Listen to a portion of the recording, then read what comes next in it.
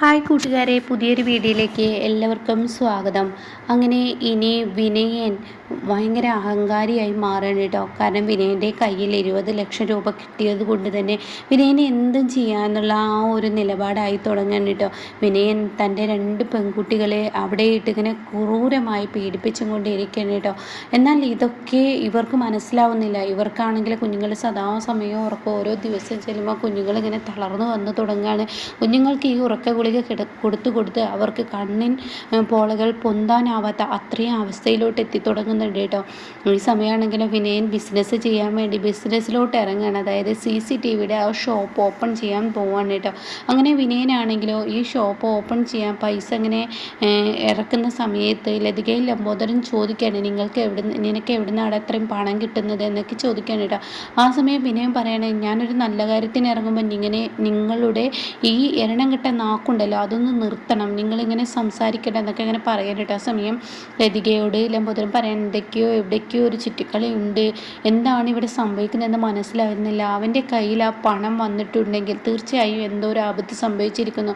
അത് മാത്രമല്ല അവൻ്റെ ഇപ്പോഴത്തെ കൂട്ടുകെട്ട് ആ ഹർഷയും സുശീലയുമാണ്. പല സമയത്തും അവന് ഹർഷയുടെ വിളി വരുന്നുണ്ട് എന്നൊക്കെ ഇങ്ങനെ പറയാനിട്ട്. ആ സമയം ഈശ്വര, എന്തിലോട്ടുള്ള നാശത്തിനാണ് അവൻ്റെ മോൻ്റെ ഈ കാട്ടിക്കൂട്ടൽ. എന്തായാലും ചീരു ഇനി വരുമെന്ന് തോന്നുന്നില്ല. ഇവൻ്റെ ഓരോ പ്രവൃത്തിയും ചീരുവിനെ കൂടുതൽ പ്രശ്നത്തിലാക്കും. നൂലുകെട്ടിന് പോയപ്പോൾ ഇങ്ങനെയൊക്കെ സംഭവിച്ചു, ഇനി ഇവൻ വീണ്ടും ഓരോന്ന് കാട്ടിക്കൂട്ടിയാൽ തീർച്ചയായും പ്രശ്നമാവുമെന്ന് പറയുന്നുണ്ട്. അങ്ങനെ വിനയൻ ആ ഷോപ്പ് ഓപ്പൺ ചെയ്യാണ്. ആ ഷോപ്പ് ഓപ്പൺ ചെയ്യുന്നുണ്ട്. വിനയൻ ആ കടയുമായി മുന്നോട്ട് പോവാണ്. പിന്നീട് അതിന് തന്നെ അത്യാവശ്യം ഇറക്കിയിട്ടുണ്ടാവും. ആ കടയിലോട്ടുള്ള സാധനങ്ങൾക്കൊക്കെ വേണ്ടി അത്യാവശ്യം പൈസ ഇറക്കാൻ കേട്ടോ. 8-9 ലക്ഷത്തോളം അതിന് തന്നെ വരികയാണ്. പിന്നീട് ബാക്കിയുള്ള കാര്യങ്ങൾക്കും ഒക്കെ വിനയന് ആവശ്യങ്ങൾ ഇറക്കേണ്ടി വരികയാണ് കേട്ടോ. അങ്ങനെ വിനയൻ്റെ കയ്യിലുള്ള പണം ഇങ്ങനെ കഴിഞ്ഞു തുടങ്ങുകയാണ്. താൻ ഷോപ്പ് ഓപ്പണാക്കി എന്നല്ലാതെ തനിക്ക് ഈ പറയാൻ മാത്രം ആരും തന്നെ തനിക്ക് CCTV വെക്കാനും മറ്റുള്ള കാര്യങ്ങൾക്കും ആരും തന്നെ ഓർഡറുകൾ തരുന്നില്ല കേട്ടോ. താൻ ഓരോ മാസം ചെല്ലുന്നതോറും ഈച്ചയാട്ടിയിരിക്കേണ്ട അവസ്ഥയിലോട്ട് ഇങ്ങനെ പോയി തുടങ്ങുകയാണ്. ഈ സമയം വിനയനാണെങ്കിൽ ഈശ്വര, വിചാരിച്ചതുപോലെ ഒന്നും തന്നെ നടക്കുന്നില്ലല്ലോ. കടയാണെങ്കിലും ഓപ്പണാക്കി, കടയിൽ കച്ചവടമില്ല. ഇനിയിപ്പോൾ ഞാൻ എന്ത് ചെയ്യും? വീട്ടിലോട്ടാണെങ്കിലോ ചെന്ന് കഴിഞ്ഞാൽ 2 മുഖം കാണുന്നത് കൊണ്ടാണോ എന്നൊക്കെയുള്ള ആ പറച്ചിലുകളായിട്ടോ. അങ്ങനെ വിനയനാണെങ്കിലും ഇനിയിപ്പോൾ എന്ത് ചെയ്യുമെന്നാലോചിച്ച് ഇങ്ങനെ നിൽക്കുകയാണ്. ഇതേ സമയം ഫസ്റ്റ് പലിശ ചോദിക്കാൻ വേണ്ടി അവർ എത്തുകയാണ്. വിനയൻ പറയുന്നുണ്ട്, വീട്ടിലോട്ട് വരരുത് എന്ന് വിനയൻ പറയുന്നുണ്ട് കേട്ടോ. ഫസ്റ്റിലത്തെ പലിശ കൊടുക്കാൻ വിനയൻ വലിയ ബുദ്ധിമുട്ടൊന്നും ഉണ്ടാവില്ല. കാരണം 20 ലക്ഷം കയ്യിൽ മേടിച്ചതിൻ്റെ കുറച്ചൊക്കെ ബാക്കി ഉണ്ടാവും. അതുകൊണ്ട് തന്നെ വിനയൻ അത് കൊടുക്കുകയാണ് കേട്ടോ. രണ്ടാമതും ചോദിക്കാൻ വരുമ്പോൾ രണ്ടാമതും വിനയന് കൊടുക്കാൻ കഴിയുന്നു. എന്നാൽ മൂന്നാമത് വിനയനെ വിളിച്ചിട്ട് കിട്ടുന്നില്ല. വിനയനെ കിട്ടാത്തത് കൊണ്ട് തന്നെ വിനയൻ ഇങ്ങനെ എവിടെ പോയി എന്താണ് എന്നുള്ള ആ ഒരു ഇതായിട്ടോ. പക്ഷേ വിനയനാണെങ്കിലും മനസ്സിലൊരു സംശയം വന്നു തുടങ്ങുകയാണ്.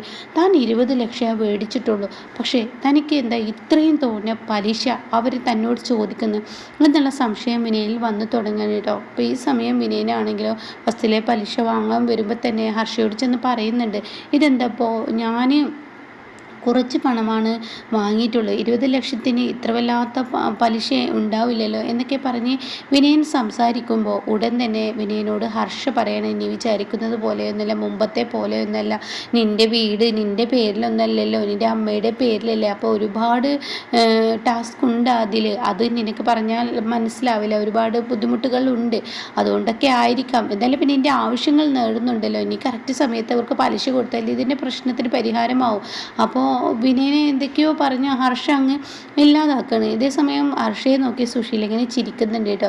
ഈ ചിരി ഒന്നും വിനയൻ്റെ ഉള്ളിൽ പോകുന്നില്ല. ആദ്യത്തെ ദിവസമാകുമ്പോൾ വിനയനെ തന്നെ സഹായിച്ച ഹർഷയും അതുപോലെ സുശീലയും ആയതുകൊണ്ട് തന്നെ അവരെ വല്ലാതെ വിനയൻ ചേർത്ത് പിടിക്കുന്നുണ്ട്. വിനയൻ നല്ലോണം ചേർത്ത് പിടിക്കുന്നു. പക്ഷേ തന്നെ ഇത്രയും വലിയ ചതിക്കുഴിയിൽ ഇട്ടിരിക്കുന്നതെന്ന് വിനയന് മനസ്സിലാവുന്നില്ല കേട്ടോ.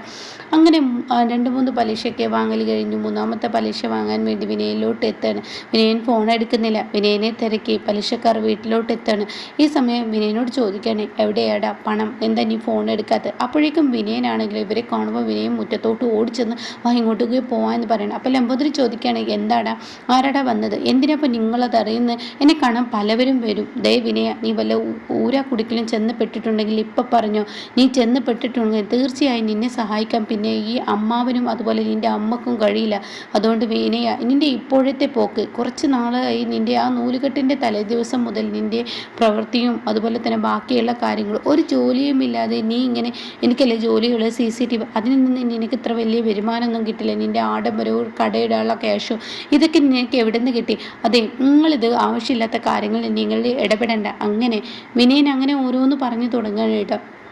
ഈ സമയം ലതികയോട് ലംബോദരൻ പറയാണ്, എന്തൊക്കെയോ എവിടേക്കോ ഒരു മിസ്റ്റേക്ക് ഉണ്ട് ലതികയെ, അവൻ എന്തോ ഒരു ഉഡായിപ്പ് നടത്തിയിട്ടുണ്ട്, അതെന്താണെന്ന് നമ്മുടെ മുന്നിലോട്ട് എത്തുമ്പോഴായിരിക്കും നമുക്കറിയാൻ കഴിയുന്നത് എന്ന് പറയണം കേട്ടോ.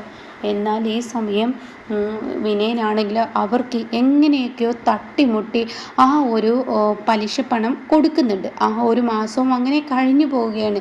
ഇതേ സമയം ചീരുവിനാണെങ്കിലോ തൻ്റെ മക്കളെക്കുറിച്ച് ഓർത്ത് ടെൻഷനായി തുടങ്ങാണ്. തൻ്റെ മക്കളെ പിടിച്ചു വെച്ച് ചീരുവിനോട് ആ പഴയ സ്വഭാവം കാട്ടാൻ വിനയൻ ചെറുതായി തുടങ്ങിയിരിക്കുകയാണ്.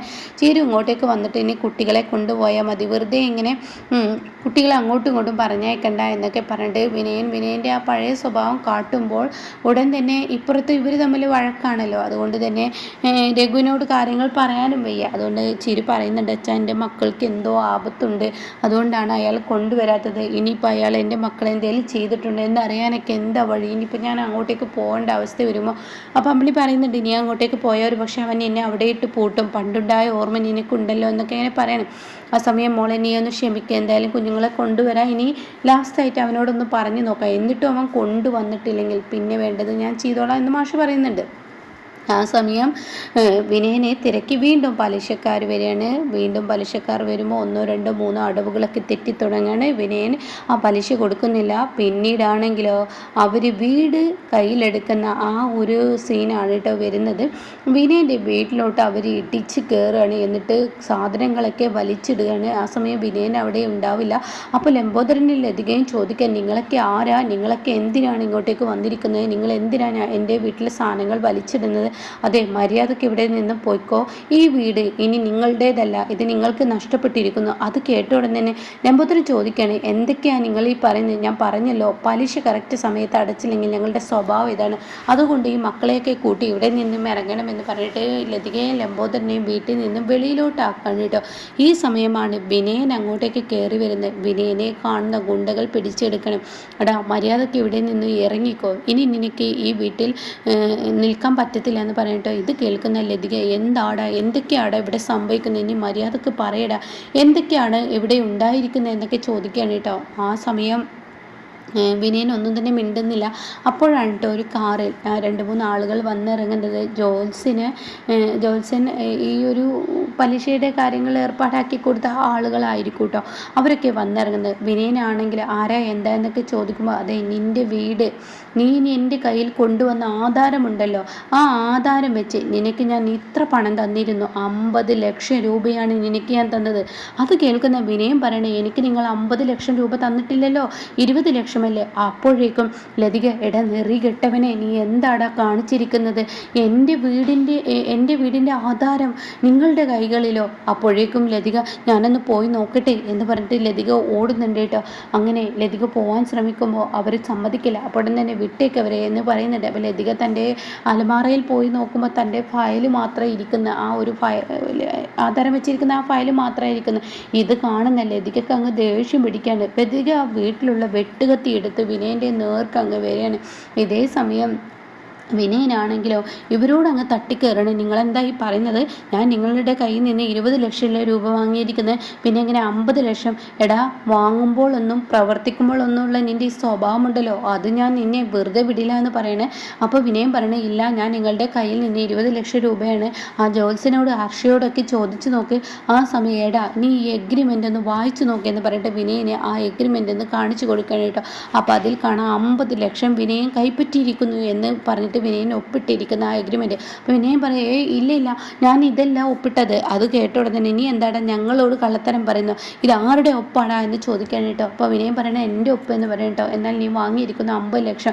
ഇതേ സമയം ലംബോദരൻ കുറേ അടിക്കുന്ന വിനയനെ അടിക്കുന്നതിനോടുകൂടി വിനയൻ ഒരൊറ്റ തള്ളങ്ങ് ലംബോദരനെ തള്ളണം, മാറി നിൽക്കുന്നുണ്ട് നിങ്ങളെന്ന് പറയണേ. അപ്പോൾ ലതികയാണെങ്കിൽ പൊട്ടിക്കരയണേ, ഇനി നമ്മൾ എങ്ങോട്ടേക്കാണ് പോവുക, ഇങ്ങനെ ഒരു നെറുകേട് അവൻ നമ്മളോട് ചെയ്യുമെന്ന് കരുതിയില്ല എന്നൊക്കെ പറയുമ്പോൾ ഉടൻ തന്നെ വിനയ് എങ്ങോട്ടും പോയില്ല, ഇപ്പോൾ വരാൻ ഞാൻ ഇങ്ങോട്ടേക്ക് എന്ന് പറഞ്ഞിട്ട് നിങ്ങൾ ഇവിടെ തന്നെ നിന്നോ, ഈ വീട് തിരികെ പിടിക്കാൻ എനിക്കറിയാം. അപ്പോഴും പറഞ്ഞതല്ലടാ നിന്നോട് ഹർഷയും അതുപോലെ തന്നെ ഈ പറയുന്ന സുശീലയുമായുള്ള കൂട്ടുകെട്ട് നിനക്ക് വേണ്ടത്, ഇപ്പോൾ കിട്ടേണ്ടത് കിട്ടിയില്ലേ എന്ന് പറയുമ്പോൾ ഹർഷയെ കാണാൻ വേണ്ടി വിനയൻ ഓടിച്ചെല്ലാണ് കേട്ടോ. അങ്ങനെ വിനയൻ അവരെ വിളിക്കുകയാണ്. അപ്പോൾ സുശീല അങ്ങോട്ടേക്ക് എത്താണ്.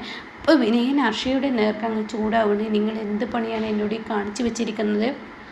ഞാനുണ്ട് 55 ലക്ഷം രൂപ വാങ്ങിയിട്ട് ഞാൻ ആകെ 50 ലക്ഷം വാങ്ങിയിട്ട് ഞാൻ ആകെ 20 ലക്ഷമല്ലേ വാങ്ങിയിട്ടുള്ളൂ. അത് കേട്ട എന്താ വിനയ നീ പറയുന്നത്? നീ 50 ലക്ഷം രൂപയല്ലേ വാങ്ങിയത്? ദേ ഹർഷേ, നീ മറ്റുള്ളവരോട് കളിക്കുന്നത് പോലെ എന്നോട് കളിക്കണ്ട. നീ എന്താടാ വിചാരിച്ചത്? നീ ഞങ്ങളുടെ മുന്നിൽ അങ്ങ് ചിരിച്ച് കളിച്ച് നിനക്കൊരു സഹായം വേണമെന്ന് പറഞ്ഞു വന്നപ്പോൾ നിന്നെ ഞങ്ങൾ സഹായിക്കുന്നത് 20 ലക്ഷം രൂപ ഇത്രയും ചതി ചെയ്ത സുശീല ആൻറ്റിയോടും എന്നോടും, അതായത് ആ വീട്ടിലെ CCTV ദൃശ്യങ്ങൾ നീയല്ലടാ എടുത്തു കൊടുത്തത്. അപ്പോൾ നിന്നെ ഞങ്ങൾ അങ്ങ് ചേർത്ത് പിടിക്കുന്ന നീ കരുതിയത് ഇത് നിനക്കുള്ള ശിക്ഷയാടാ. ഇനി നീ നിൻ്റെ വീട് എങ്ങനെ വെച്ച് തിരിച്ചു പിടിച്ചോ. അത് കേൾക്കുന്ന വിനയൻ ഹർഷയുടെ കഴുത്തിനങ്ങ് പിടിക്കാൻ കേട്ടോ. ഇതേ സമയം എടാ എൻ്റെ കഴുത്തിൽ നിന്ന് നീ വിട്ടോ, അതല്ലെങ്കിൽ നിൻ്റെ പേരിൽ കേസ് കൊടുക്കുന്ന ആ ഒരു രംഗമായിരിക്കും ഇനി നിനക്ക് കിട്ടാൻ പോകുന്നത്. അതുകൊണ്ട് ഒരു സ്ത്രീയെ തൊട്ടാലുണ്ടല്ലോ, ഇത് പബ്ലിക്കാണ്, അതുകൊണ്ട് ഞാൻ പറയണ്ട എന്ന് പറയട്ടോ. അങ്ങനെ വിനയൻ ഭ്രാന്ത് പിടിച്ചതുപോലെ ആവാണ്. വിനയൻ്റെ തലക്ക് ഭ്രാന്ത് പിടിച്ച അവസ്ഥയിലോട്ട് വിനയൻ എത്താണ് കേട്ടോ. അപ്പോൾ വിനയൻ്റെ അഹങ്കാരത്തിനുള്ള ശിക്ഷകൾ കിട്ടിത്തുടങ്ങാണ്.